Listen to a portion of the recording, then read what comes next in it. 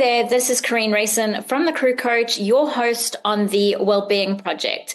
Today I'll be interviewing one of the directors, Nicola Morgan from Wilson Halligan. We'll be discussing her experience of bullying in the industry and what do you do when you get a bad reference, along with so much more. Tune in to this interview. I think let's dive in, Nicola. Can you explain your experiences with bullying? Sure. I was, I guess, really lucky growing up outside of yachting, never experienced bullying as such, always had like a nice, sort of small but good group of friends. So it was something that had never really come up in my life. And when I joined my first yacht, which to this date was still, one of the most amazing experiences I've ever had. Such a lovely, lovely boat with a really nice crew and good owners, lovely captain. And it's funny because I think only in retrospect do I realise that perhaps there was a bit of bullying going on at the time. As I say, because I hadn't really been through it before, I guess I didn't really know, and I didn't I didn't fully appreciate, but it was unfortunately with the chef that was on board, I have no idea even to this day why he took a disliking to me. Some of the other interior team to a certain degree, but really didn't like the fact at the time I only ate fish and not meat, and I don't know, maybe he thought that was. He told me it wasn't a problem, but anyway, he made life quite difficult for me on board. I lost a lot of weight because he wasn't providing any food really. I was just salads and things. And he purposely would go. I know now. I know through other people in the industry, he was actually going out of his way to make it difficult for me. Which, as I say, I still don't understand. And he was very clever in how he would do it. He would say certain things when no one was around. He had a very good relationship with senior crew on board, which made it quite difficult for me. I felt like I couldn't really say anything. It's as I say, but at the time, I was, early 20s, first boat. Didn't really realise what was happening, as I say, until probably I was a bit older, and actually looking back, I think, there was probably some bullying going on there, and I hadn't even realised. And you know what's sad? Like, there's so many crew that's lived your experience. So knowing what you know now and feeling like at the time that you had no one to turn to for support or guidance, what would you advise crew in that situation if there's collusion, let's say with the bully and heads of departments? It's a difficult situation. It's a very delicate situation, especially when there's good relationships. And as I knew, he'd been there for a while. He had a good relationship with the owner. The captain was understanding, but I feel like I didn't probably stand up for myself enough. I think if it was now, I probably would push more so with the captain would always listen. So I probably should have pushed, but I kind of just accepted things and just thought, he just doesn't like me, and I've just got to deal with it.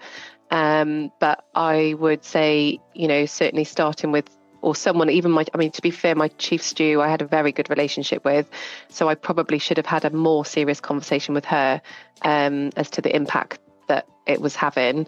And I would say just there's usually one person on board that you can find that you're able to talk to, and then if not, look outside. It wasn't, don't get me wrong, it wasn't causing me. I was very lucky. I had the rest of the crew were amazing, and I actually found my now husband on there. So I think because I had such strong connections elsewhere, it didn't get me down day to day. I kind of just saw it as really silly behaviour, to be honest.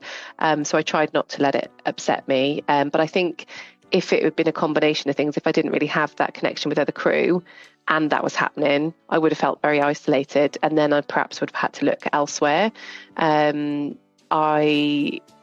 off the boat, look, obviously DPA, who's the DPA, did you go through a recruiter? We're always recruiters off the boat, not that we can get too involved, but it's just sometimes an ear.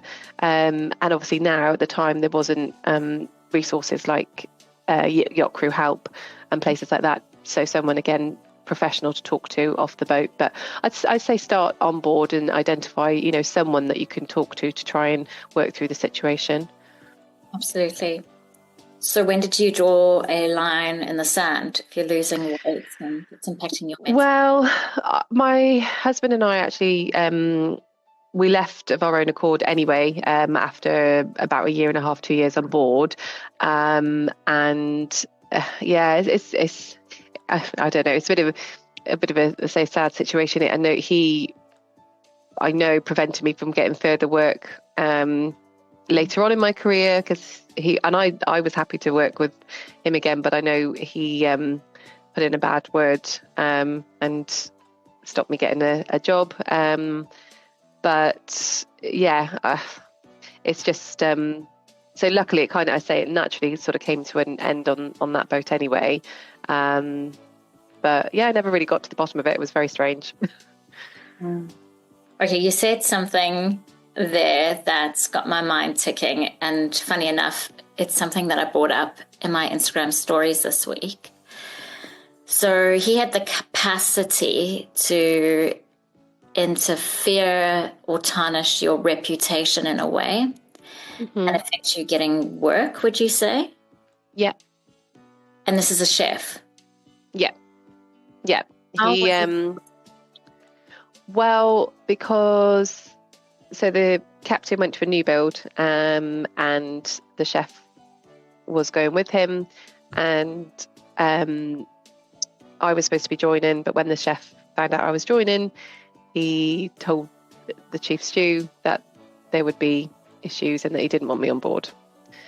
Well, I was happy to draw a line and just say fresh start. There's no reason for us not to get on. But and unfortunately, I'd already left another job with this job offer to join. And in hindsight, it's I think everything. I genuinely am a firm believer in everything happens for a reason. And it's funny because of that gap in joining, I came home and actually worked at Wilson Halligan temporarily for when it was the previous owners.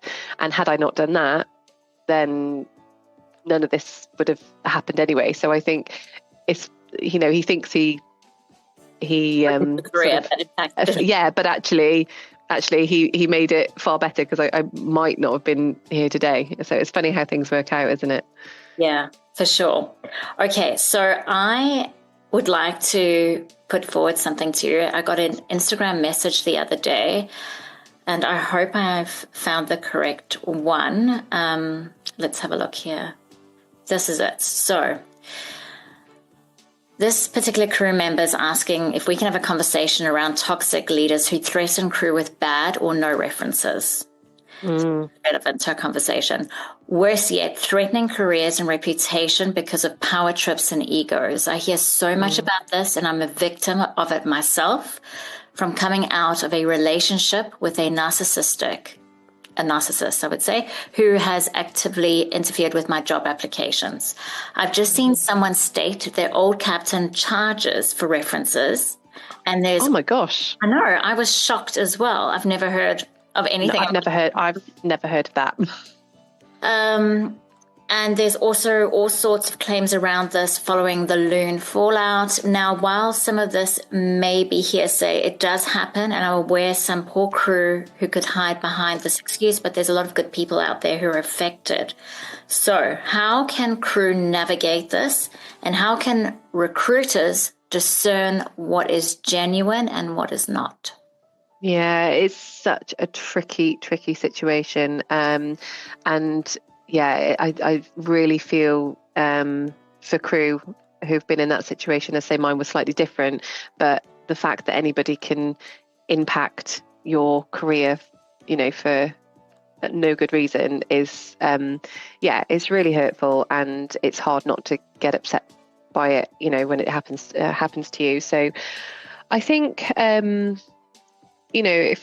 if it was to happen to me in terms of references, obviously, look, it wasn't really to do with my reference, but if it was my reference, I think it's trying to establish before you leave a vessel, trying to establish what that relationship is like. Sometimes it depends on the reasons for leaving, and what if you know that relationship has gone south with the captain.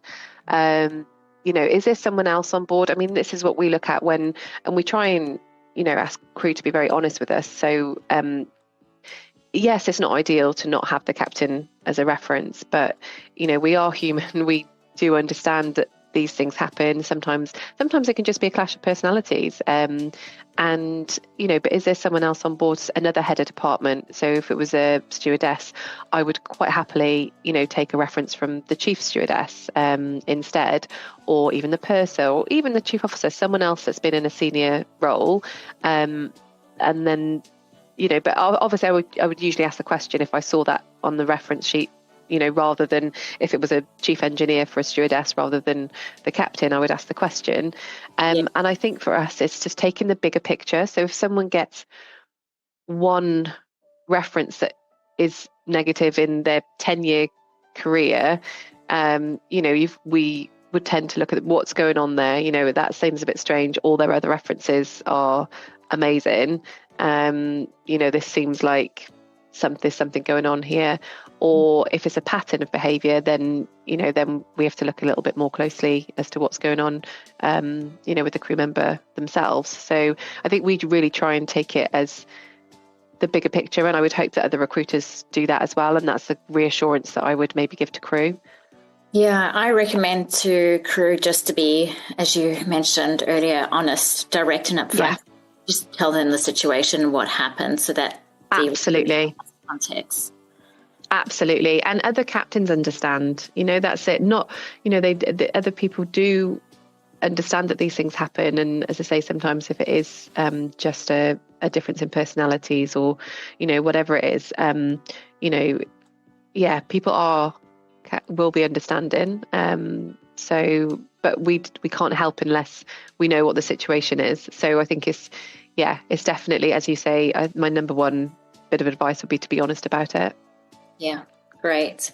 So how have you used your adverse experiences in the industry and turned it into something positive within your organization? So referring to your relationship with crew, if crew reach out to you and ask for help or support, what does that look like?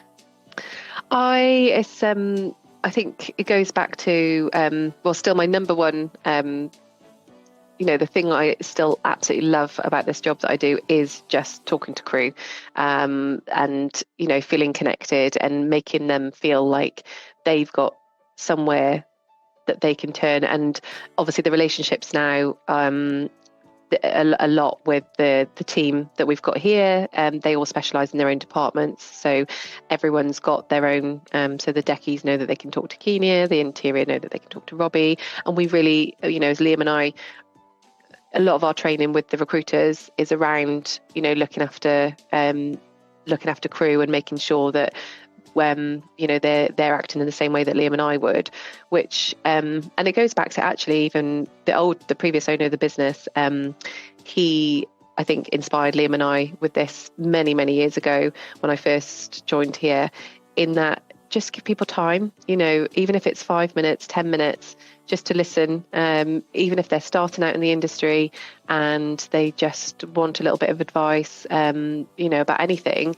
I think, it's just being polite enough to, and it's simple, but treating people that as you'd like to be treated. I would like to have felt that when I was crew, I could pick up the phone to someone and have a little chat, if I needed advice, maybe have some guidance. So yeah, my day to day, as the company's grown, I'm not as involved, on the battlefields talking to crew every day, but I still very much do. And I love that part of my job still. And when I do, as I say, I just always go back to thinking about, how I would have liked to have been treated when I was crew, and just trying to be that ear. As I say, sometimes all they need is someone that's off the boat, just to offer a little bit of guidance and advice. So yeah, I think it's just trying to turn it around, and think where I felt like I didn't have anywhere to go, now to try and turn that around and make crew feel like actually you can talk to us, and we're all on our website. Everyone's got their individual mobile numbers. It's not like you can't get a hold of us. We always say on WhatsApp, anything, so trying to encourage that communication, and say just to pick up the phone and chat to us, really. Yeah, great. Do you ever get calls around toxic workplace environments? So if you've done a placement and then the crew member, let's say after 6 weeks, is really unhappy due to the dynamics on board? If so, what would be your advice around that, and how do you support your clients? I would say we're fairly lucky in terms of the people that we place. We haven't had that so much. Luckily, when we do our check-ins, it's and I think that goes back to, because we work with the clients we want to work with. We want to work with the good clients so that we know that we're confident putting people in the most suitable workplaces. But I would say what happens more is that we're just talking to crew who are looking to leave vessels, where their reasons for leaving might be because they're not finding, they're having experiencing difficulties on board. And from that point of view, again, it's just for us, it's just trying to be understanding and trying to offer advice. Obviously, we're not professional counsellors, so it's always a balance of, not wanting to overstep the mark too much, but equally just being understanding and helping them, obviously helping them with their job search, but helping with other things as well, and recommending if we feel like it is something bigger than us that they need more support with, then making sure that they're aware of things like, as say, yacht crew help, or services like yourself, where they can, get some extra help if we feel like that's needed. Great, Nicola, thank you. And last question, in relation to industry trends, obviously mental health is a big one, and we've been talking. It is, yeah. years now. My pet hate is all talk and no action. So yes, do you think the industry currently lies in the mental health space, and what can we do better? And when I say we, I mean key stakeholders. Let's refer to captains and shore-based companies. I completely agree, and I think it is sometimes quite frustrating to, obviously I know you attend a lot of the same events and seminars and things, and we are having I feel like a lot of the same conversations that we were having a few years ago. But in saying that, I also see that people do want change, and we are talking to captains that are very much on board with trying to improve things for crew, taking on maybe packages where they know that there's counselling available, things like that. So I think things are happening. Sometimes we don't hear about all those things happening, and so we sometimes don't realise what is being done. And there are some amazing captains out there that are doing some great supportive things for crew. So I think it's really important to recognise that, rather than just always thinking that nothing's happening. Agree. I think we should be putting the spotlight on the people who are doing the right thing to inspire others.